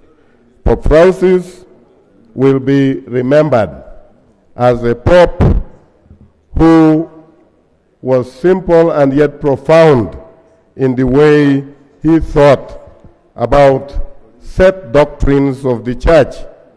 I was particularly intrigued and followed his discourses about the Lord's Prayer, which I thought were truly meaningful about our relationship with God and about the relationship of God to people and their sins. It could not be said, as he said, that the Lord or God should not lead us into temptation. But his cry was that from temptations. As the English would say, I would like to conclude with enthusiasm that even though the Pope has died, the Pope lives again. I would like to congratulate the Catholic Church upon the election of Pope Leo XIV, and I hope that it will continue in the path that was set by Pope Francis. God rest his soul in eternal peace. Thank you, Honorable Mpuga. Thank you, Right Honorable Speaker. Then Aisha. I would like to join the Prime Minister in secondment of this special motion in remembrance of the Holy Father departed. Right Honorable Speaker, when Pope Francis visited Uganda on 27th to 30th of May, November 2015, his message had three critical issues for our memory. One is remembrance, because the Uganda matters were a major attraction to his coming. He reminded us to remember their cause, the nature of their sacrifice, and what it reminded us as leaders, Catholics, Ugandans, and all duty bearers, family leaders, et al. Secondly, fidelity as a key message left behind. Fidelity to all manner of vocations. I believe that even our own calling as leaders is a vocation. But do we ever reflect to understand the meaning of what we say, what we do in whichever space, and how it reflects on our scope of fidelity as leaders? The laws we make, the views we bear, the way we try to influence society for posterity, for me, is a very critical message. And then lastly, his insistence on prayer. That a living being must be reminded about prayer, because he knew then and now that human beings have a tendency of receding to prayer. May we use his message in that threesome to understand our duty as leaders in this country, Thank you, Aisha. And then Doctor. Thank you, Right Honorable Speaker. Right Honorable Speaker, for the record, I'm the Secretary to the Muslim Parliamentary Caucus. Therefore, on behalf of the Muslim community at Parliament, I join colleagues in celebrating the life of the Pope and paying tribute. I would therefore like to support the motion, and I would like to say that the epitome of the Pope's humility is exhibited at that time, when he was asked by some journalist to talk about himself. He referred to him by his real name, George Bergoglio. I said, who is he? And he said, I'm a sinner. Now, a pope that is known to be most holy, to describe himself as a sinner, he lowered himself, the most common man, to tell people that I'm human just like you are. Indeed, his humility was exemplary, and there was a lot to learn from him. If the Pope were to come back here to Uganda, he would have been most disappointed, because the environment, the way he left it, when he left here, he's been further degraded. Human rights abuse are at the extreme. Respect for human dignity is zero, so he would be very disappointed. So as we mourn him, we should learn more from him, his humility, his interest to not wanting to amass wealth. He never supported the accumulation of primitive wealth to himself. We shall live to remember him, and I pray that the Catholic community, together with the world as a whole, takes lesson from him. Thank you. One thing I'm sure and I'm aware, that the Pope loved Uganda so much, so much. I had private audience with the Holy Pope 8 times. And the refugee policy in Uganda is what the Pope loved so much. Dr. Lulume. Thank you very much, Right Honorable Speaker. I thank the Prime Minister for moving this motion and everybody's submission. Right Honorable Speaker, I was humbled when I saw a picture of the Pope bowing down to kiss the shoes. Say the feet, but they were putting on shoes. The feet.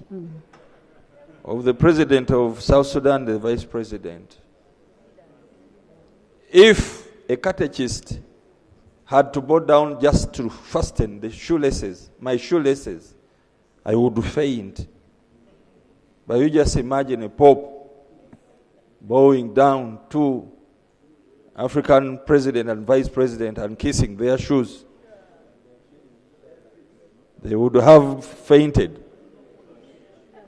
But that was very big message for them. I don't know what they derive from that kind of action. But I believe that African leaders need to pick a leaf, even after the demise of our Pope. That lesson must continue to live. When the Pope visited us in Uganda, he used a small car. And incidentally, I didn't see escorts.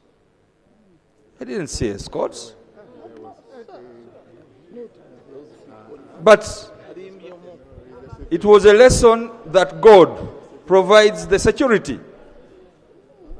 I wish we could pick a leaf from that. I'm offering you to go to the Vatican in the next session.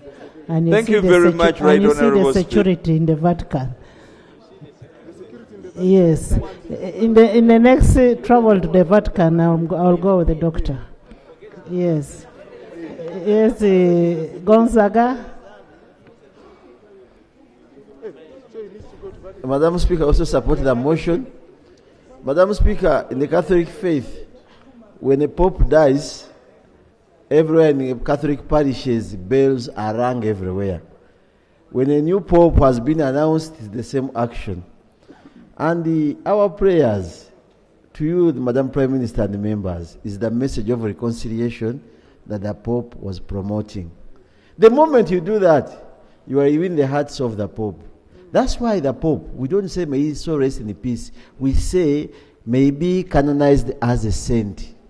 Roma locuta, causa finita. What the Pope says, nobody else should ask. So we pray for reconciliation. The moment we achieve that, all the actions he carried out were basing us, training us, teaching us the message of reconciliation. Can you reconcile? Can you reconcile? And you with the rosary, you and I, let us promote reconciliation on both sides. We shall have promoted the message of the Pope. Thank you. Christine, Francis, Silas, Thomas.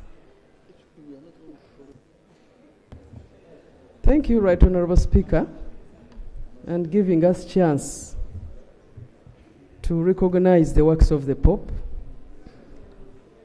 Right Honorable Speaker, the Pope loved the environment so much. And when he came up with the document called Laudato Si, very many countries since 18th June 2015, very many countries have been following up with the documentation to actually develop their laws to govern the management of the environments. Right Honorable Speaker, the Pope reminded us that whether you have money, there had been research that there could be some planets where humans can settle. But from whatever the Pope analyzed, he re-echoed it that all of us, our common home is the earth. Whether they had come up with research that there could be certain planets that could host human beings, he re-echoed it that this is the common place for us. And in that document, it had 7 principles. But he reminded us that the earth also cries. And he called on political leaders to mind about the earth's cries. And also the cries of the poor. Right Honorable Speaker, within the 7 principles of Laudato Si, he reminded us to build the resilience and empowerment of our people. And very many countries that have gone on the directions of the Pope have actually come up with mechanisms to reduce on their emissions, the greenhouse emissions. And in the 10 years, some of the countries can show that after the reference to the Laudato Francis. Thank you, Right Honourable Speaker. Right Honourable Speaker, I also support the motion. Right Honourable Speaker, from the teachings of the Pope, he was pro-life, pro-people, and pro-poor. I remember his famous quote, that life is good when you're happy, but life is better when you make other people happy. And for me, that was touching. Right Honourable Speaker, I am also one of the people who have met the Pope many times. But when I got close to him, I would want to tell him that I'm also called Francis. So when I said I am Francis from Uganda, he said, how is the land of the matters? How is the land of the matters? And from then, I started walking to Namugongo. Because I saw how emotional he was talking about the Uganda matters. And of course, every day I walk. But let me tell you, members, there is power in Uganda matters. And those of you who go to Namugongo, even if you walk from here, walk from your home, or just drive there, you see the power of the Uganda matters. Finally, let's not just talk about how he loved Uganda or how good he was. Let's go and live in his footsteps. Thank you very much, Right Honourable Speaker. Thank you, Silas, and may he continue to intercede for us. Thank you, Right Honourable Speaker, for the opportunity. First, I would love to convey special condolences to you because the Pope was your special friend. That one everybody in Uganda knows. And really, I know how you feel and how you miss your dear friend. Right Honourable Speaker, for the years that I've been in the Parliament, I have developed a very big connection to the Catholic Church, much as I'm from the Anglican background. These days, I even understand special terms, special words in the Catholic system. For instance, synod and synodality. Right, Honorable Speaker, when we talk about synod, some people may not understand, but it means the gathering of bishops and other stakeholders to discuss matters that affect the church. And the bishop that we are talking about was not a dictator. He is a man who managed to put bishops together and stakeholders of the church together to discuss special matters. And you know, when we talk about synodality, it means the process of working together, listening to each other, discerning the will of God, but not taking upon the will of man. And that is what the Pope was known for. He's a man that will be lived. We shall remember him forever, forever, and forever again. He was a great man. He loved Africa. He loved the world. And I guess if he came back, if he had not passed on, he would have touched my hand as well. The Pope was true Ugandan, based in Italy. May God rest his soul in eternal peace. Thank you. Thank you. Catherine, Mrs. Angola, Thomas. Thank you, Right Honourable Speaker.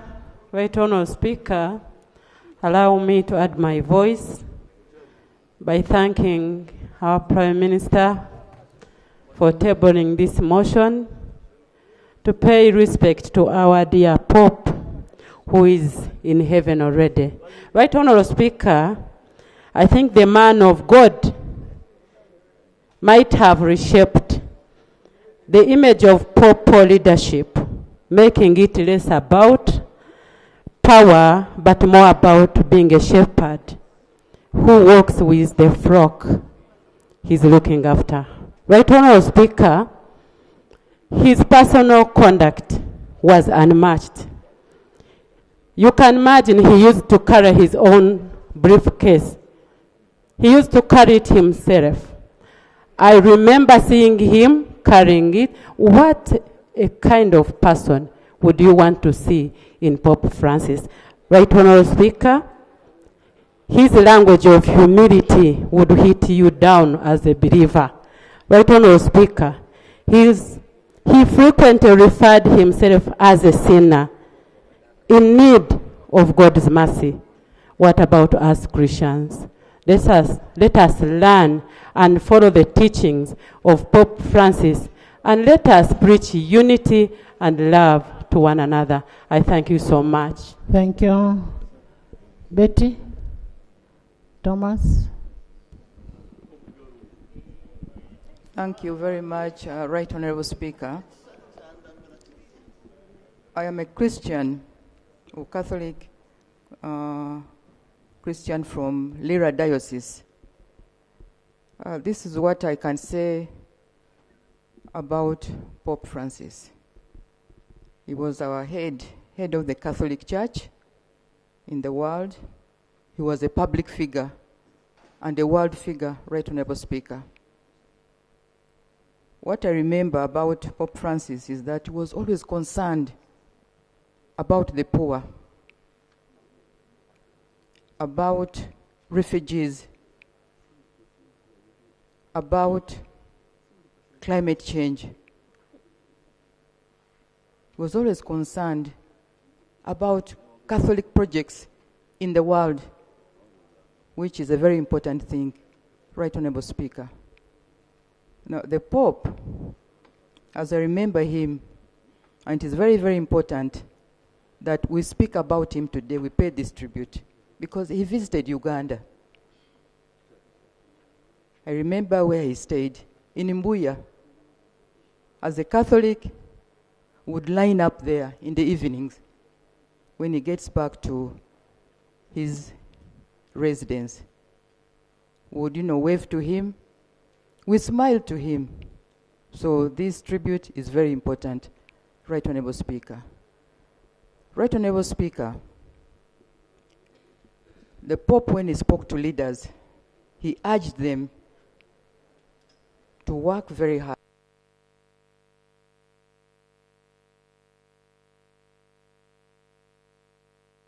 Thank you. Thomas? Thank you very much, Right Honorable Speaker, for the opportunity. Right Honorable Speaker, as an ex-seminarian, and on behalf of all ex-seminarians who are here, we are more than 20 here. We have the likes of Musa Sizi, Honorable, Make your presentation. Nwagaba, and so on. Don't. On their behalf, and on behalf of the people of Moyo District, I would like to condole with the people of the world. That's the Catholic Church, all the Christians, non-Christians, everybody, for the demise of the pontiff. We are here to celebrate his legacy and life as a selfless person who fought hard for peace, unity, development, who fought hard for humanity. He fought for harmony, dialogue, democracy, and encouraged consensus when there are other contentious issues related to leadership and governance in the world. And I really vividly remember him for his Latin words like labor non verbe, work not words. Ad futuro edificamus, we build for the future. Si insti et inste, cur non ego, if others can, why not I? Very good. So please, I remember him for that. And lastly, his sayings about the timing. Tempus est pecunia. Time is money. So we have to work hard and catch up with the time. And lastly, Madam Speaker, I would like to congratulate the Catholic fraternity for electing a new Pope in the names of Pope Leo the 14th. Thank you very much. Thank you. Faith? Right Honorable Speaker, I also join colleagues to condole with the entire Catholic community globally upon the passing of Pope Francis. As they have already mentioned, his humility stood out. I want to testify that in the manner in which Pope Francis carried himself, he made the Catholic Church more admirable. There are people who had stopped praying but resumed in the reign of Pope Francis. The numbers grew. If the statisticians know, they can compute better. There are people in my community who got received in this season in the Catholic faith because of the manner, the humility was excessive. If the statisticians knew how to count, they would already tell us that the numbers of the Catholics in Uganda have increased, not just because people are producing, but because the Catholic faith is more admirable in this time. It's a lesson that we carry on. The other thing I admire about the life of Pope Francis was a time when he took to give an apology to the indigenous Canadians on behalf of the atrocities of the past, of colonial atrocities that happened in the schools. For a person of a pope to even apologize, it's not easy. It's a lesson that we will carry on as leaders, that even for the crimes that have been committed by those who came before us, by the people, we should be able to take responsibility. It helps the country, it helps the world to heal. So the life of Pope Francis is lessons for us who are still living. I pray that we get a little portion of his humility and how. Thank you, Sam. Sam, Honorable Order, and finally. Thank you very much, Madam Speaker, for this opportunity. Madam Speaker, I want to appreciate Madam Prime Minister for this motion. The life of the late Pontiff was a remarkable one. That we, who are his followers, I picked one thing, Madam Speaker. When my Bishop of Little Diocese returned from the Vatican, I thought he had brought something very special. So I visited him, and he told us Pope Francis requested that we should pray for him. And I thought we needed him to pray for us. And I asked myself many questions. Madam Speaker, the spirit and the humility in the person of the Pope was a good lesson that all of us should look at and follow. May his soul rest in peace. Thank you. Thank you, Honorable Unda. Whenever you ask Pope Francis to pray for you, he would equally tell you, pray for me too. Thank you very much, Right Honorable Speaker, for the opportunity. I want to thank Right Honorable Prime Minister for the motion, and I have supported this motion. Right Honorable Speaker, Pope Francis is known for his humility, accessibility, compassionate leadership style. He is also recognized for his strong communication skills and his commitment to social justice and environmental stewardship leadership that he offered to the world. Right Honorable Speaker, Pope Francis showed a gesture of interfaith dialogue, and he demonstrated it by visiting many mosques. He was in Qatar, he went to Abu Dhabi, he was in Indonesia, and whenever he goes and he enters the church, the mosque, and he joins the Muslims and pray together. There's a lot that we can learn from that. Right Honorable Speaker, really, we are all one people before God. Therefore, whichever the house of God you go to, Pope Francis showed us that we all believed in one God. Thank you. Thank you, and that can be witnessed on the day of his burial. All the other religions were given to pray for his soul. Mama Mabenjina.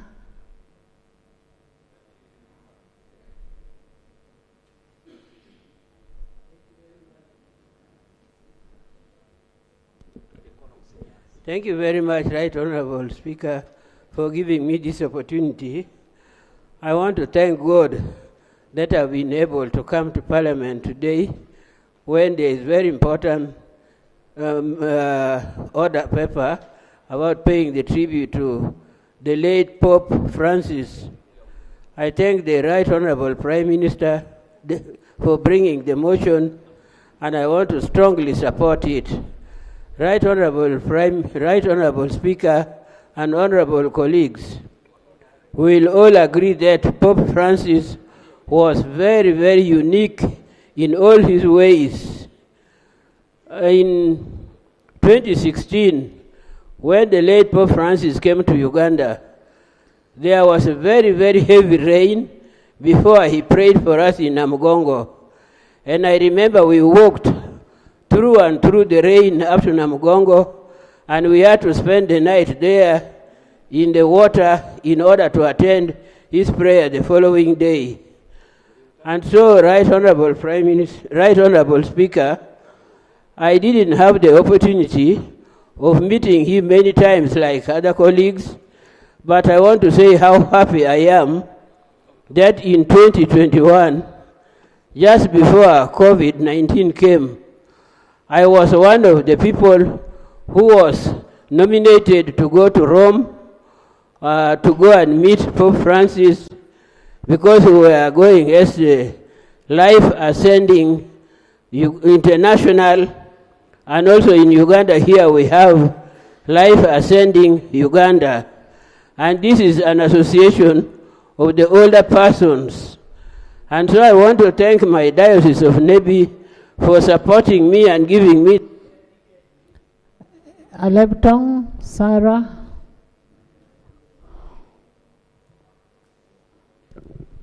Thank you, Right Honorable Speaker.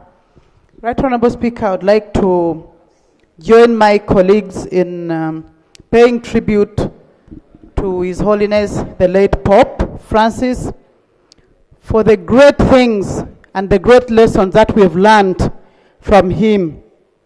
From him, we've learned the values of universal love and courage, Specifically, Right Honorable Speaker, what touched me most was that act of humility when he knelt down and kissed the feet of President Salva Kiir and the leader of opposition. And I think as a leader and also as leaders, we pick a great lesson of great humility from a great man that has been honored by the whole world. And I pray that his memory should help us to know and to have concrete actions and taking lessons of peace and reconciliation from this great man of God. And I would like, therefore, to thank the Catholic fraternity for electing the new Pope, Pope Leo XIV. And we pray that may the legacy of Pope Francis continue to live forever in our lives. Thank you. Thank you, Honorable Sarah. Thank you very much, Right Honorable Speaker. There's a motion. Right Honorable Speaker. No.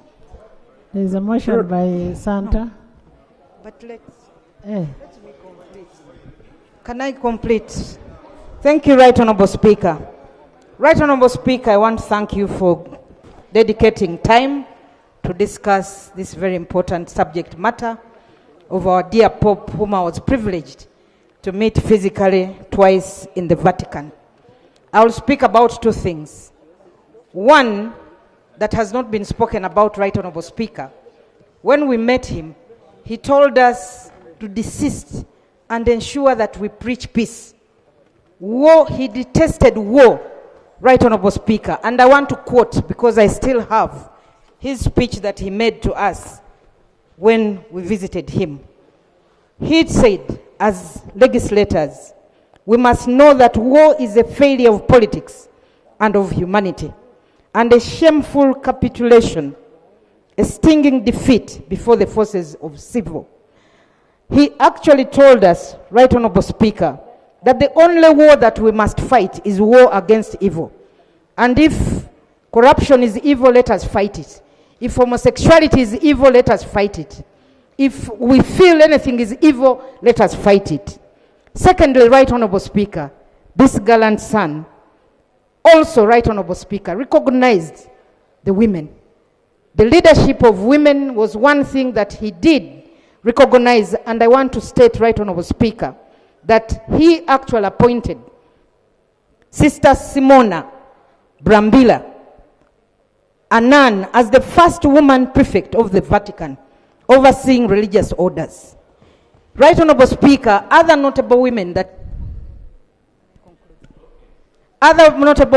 he appointed, in the interest of time, was Sister Natalie Baquet as Under Secretary of the Synod of Bishops. He also, Right Honorable Speaker, appointed Sister Rafaela Pretina as the President of the Pontifical Commission. Right Honorable Speaker. Thank you. Can I conclude? Right Honorable Speaker. Pope was a man of everybody, for children, for the poor, for the church, and we are happy that he now recognizes the women in top leadership of the Catholic Church. And you will always remember him for his humility, the simplicity, and love for humanity. He was a peacemaker. He served with all the dignity, and he will leave the precious legacy. And he declared 2025 as a year of jubilee, and let's remain positive in everything that we do. Yes, there's a motion. Thank you so much, Right Honorable Speaker. Right Honorable Speaker, everything good has been mentioned about the late Pope Francis. I now move that we close the debate. Madam Speaker, I beg to move. Thank you. Thank you. Seconded. Seconded by Militon, Aisha, Nyamutoro, by the mover, the Prime Minister, by Finance. Honorable members, I now put a question that the House pays growing tribute to His Holiness, the late Pope Francis, the Supreme Pontiff of the Catholic Church and the Sovereign of the State of the Vatican City, for his selfless and dedicated service to the Catholic Church and to humanity in the world. Those in favor say on the contrary, nay. The ayes have it. I will now instruct the clerk to extract the resolution and transmit it to the church, to the Pope Nuncio, the Papal Nuncio of Uganda. That will be transmitted thereafter to the Vatican. We want to thank you, Pope Nuncio, so much with your team for coming over to Parliament of Uganda. And as Parliament of Uganda, we will dearly miss Pope Francis, but at the same time we are consoled that we have the new Pope. Yes, Prime Minister.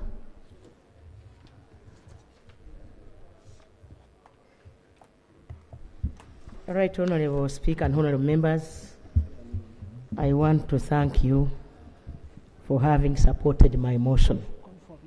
However, I feel it necessary that I also give a congratulatory message to His Holiness Pope Leo the 14th.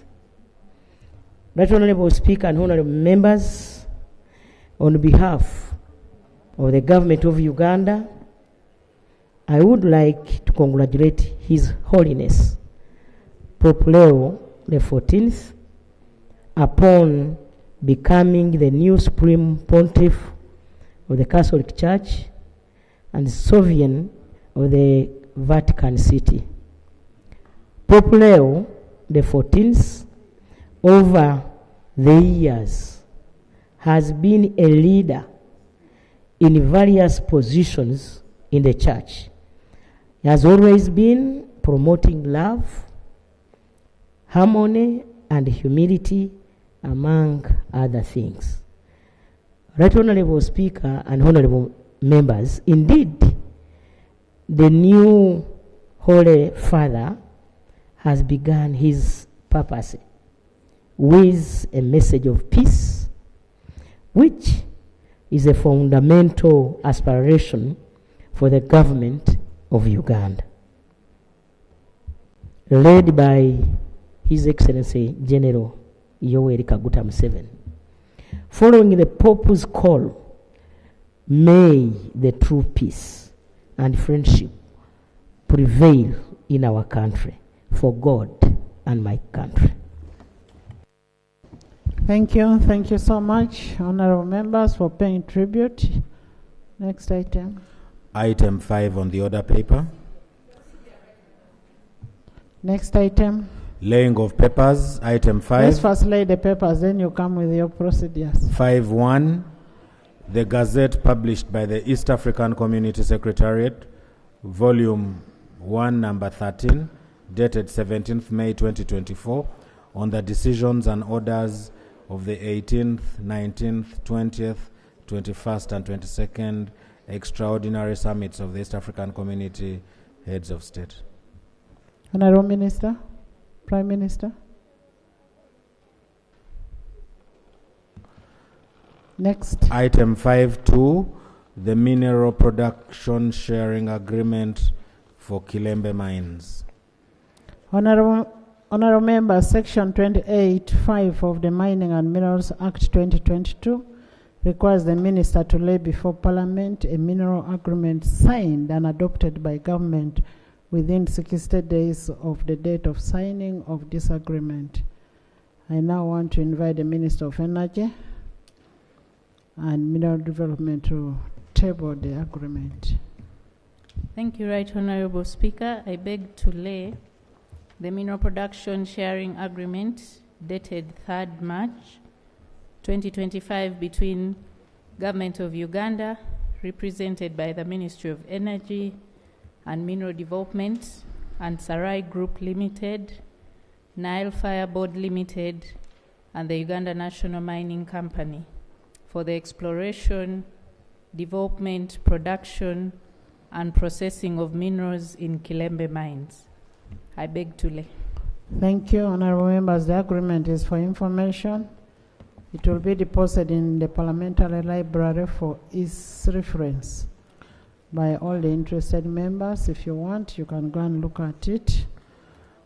Item 5.3, the corrigenda to the draft budget estimates for the financial year 2025-26. Honorable Minister.